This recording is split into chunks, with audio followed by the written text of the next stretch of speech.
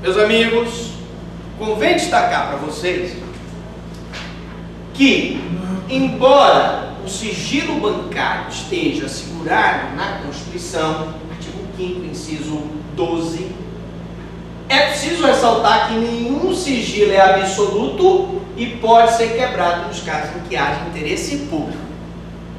Mas esse sigilo bancário pode ser quebrado por determinadas instituições, como, por exemplo, a Receita Federal quebra o sigilo para descobrir sonegação. O Judiciário pode quebrar o sigilo, porque ele tem o poder de julgar e ele tem o poder de quebrar o sigilo. Mas qual é o entendimento em relação à requisição de informação pelo Ministério Público e o sigilo bancário? O Supremo entende que, embora o Ministério Público tenha o poder de requisitar informações previstas na sua lei orgânica, só o Poder Judiciário cabe promover a quebra do sigilo bancário. Esse é o entendimento do Supremo. Significa que, se o Ministério Público necessitar quebrar o sigilo bancário, ele deverá fazê-lo através do juiz. Outra coisa, o Supremo, mas tem uma exceção, né? Tem uma outra coisinha aí que tem exceção. O Supremo, em caso de envolvimento, envolvendo pedido de quebra de sigilo bancário feito pela OMP ao Banco do Brasil e envolvendo a má utilização de recursos públicos, decidiu que somente neste caso o pedido poderá ser feito diretamente pelo MP. Olha só, o Ministério Público está investigando o desvio de dinheiro do Fundef. O Fundef é recebido pela Prefeitura pelo Banco do Brasil. O Ministério Público pode requisitar diretamente ao Banco do Brasil a quebra do sigilo bancário. Ainda digo mais para vocês, o Ministério Público Federal tem um convênio com o Banco do Brasil, Ministério Público, a Procuradoria da República, no sentido de que, se o Ministério Público Federal estiver investigando desvio de dinheiro público que é depositado na conta do Banco do Brasil, o Ministério Público pode requisitar diretamente essa informação para o banco e não haverá violação de nenhum princípio constitucional. Prisão preventiva. Nós temos que esclarecer para vocês que a expressão clamor público que estava prevista na Lei de Sistema Financeiro foi vetada pelo Presidente da República. Continuam mantidos os requisitos que a gente gosta de falar da prisão preventiva. Quais são os requisitos genéricos e específicos da prisão preventiva? Quais são? Vamos lá! Primeiro, prova da existência do crime, indícios da autoria. Então nós temos aí os requisitos genéricos. Quais são os requisitos específicos? Garantia da ordem pública e econômica, conveniência da instrução criminal e para assegurar a aplicação da pena. Se o cidadão vai continuar praticando crime contra o sistema financeiro, prisão preventiva nele. Se ele vai fugir durante a instrução, prisão preventiva nele para evitar que ele faça como aquele italiano que estava respondendo crime contra o sistema financeiro. De repente nós vimos ele lá nas ruas de Roma andando de motoca. Não pode. Se ele pode se evadir do distrito da culpa, prisão preventiva nele. Tem também um detalhe muito interessante, a questão da magnitude da lesão causada.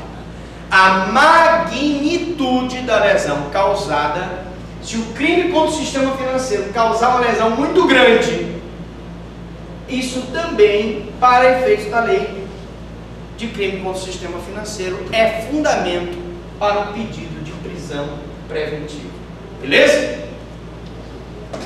Então, repetindo, requisitos da prisão preventiva: genéricos, indício da autoria e prova da materialidade do crime, específicos, garantia de ordem pública, conveniência da instrução criminal e para assegurar a aplicação da pena. A magnitude da lesão causada também é requisito para autorizar a custódia preventiva. Beleza?